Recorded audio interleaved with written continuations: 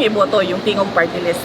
Kasi ang boto para sa Tingog Party List ay boto para kay Martin Romualdez. Sabi ni Congressman Isidre, puzzled daw siya na mataas pa rin yung confidence mo, malapit naman na yung impeachment trial nyo. Tapos sinasabi niya, hindi mo naman daw mapaliwanag yung paggamit ng funds. Ano po ang reaksyon niyo sa kanila? Unang-una, ito ba yung sa confidential funds at sa impeachment, hindi naman sa hindi ko siya maipaliwanag. Ang ginagawa ko ay hindi talaga ako nagpapaliwanag, lalong-lalo na sa mga members of the House of Representatives. Dahil, bigyan ko kayo ng example, no? Ang may-ari ng Tingog Party List ay si Martin Romualdez. Sinabi niya yan sa akin noon na siya ang may-ari ng Tingog Party List.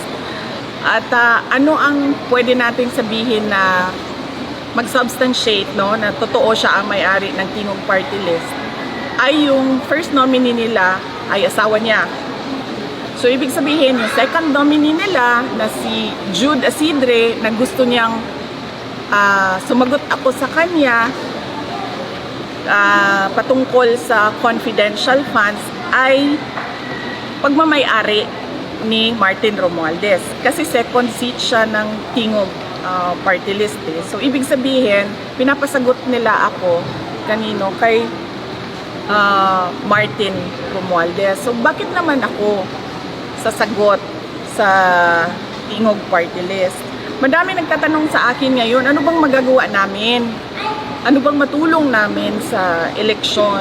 Unang-una, pwede nyo siguro matulong talaga, huwag nyo iboto yung Tingog Party List. Kasi ang boto para sa Tingog Party List ay boto para kay Martin Romualdez. Isipin nyo, 3 na yung seats niya sa House of Representatives.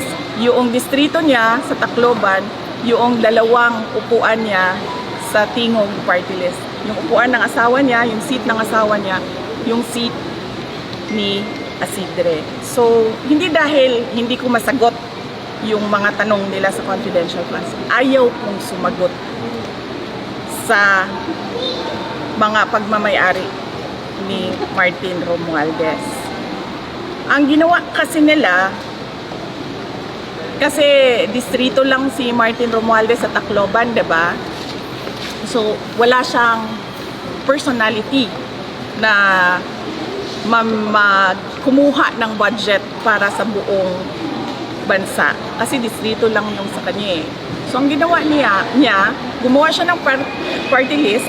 Ang party list, pwede yan sa buong bansa. Kahit saan. Doon pumapasok yung pondo, yung pera sa party list niya.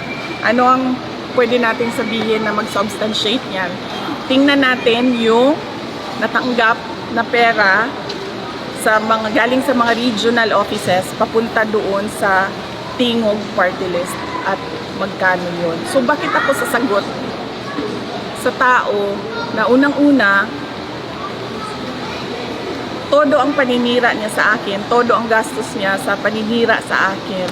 Pangalawa, ganyan siya kasakim sa pera at sa power.